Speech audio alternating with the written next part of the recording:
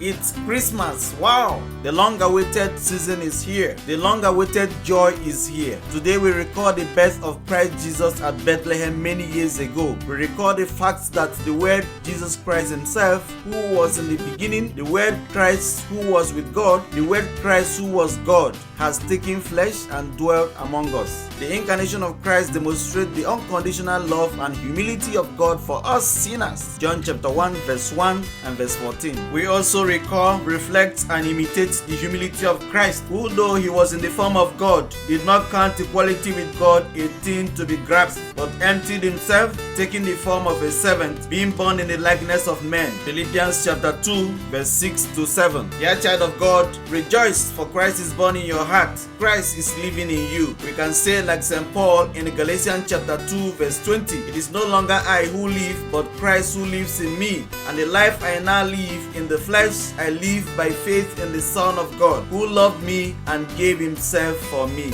Nehemiah chapter 8 verse 10, the last part says, the joy of the Lord is our strength. May the joy of the Lord be your strength, O child of God. May the joy of the Lord be the strength of your neighbor. May the joy of the Lord be the strength of the weak and the sick. May the joy of the Lord be the strength of the brokenhearted. May the joy of the Lord be the strength of accident victims. May the joy of the Lord be the strength of orphans. May the joy of the Lord be the strength of widows. May the joy of the Lord be the strength of widowers. Remain blessed and happy Christmas.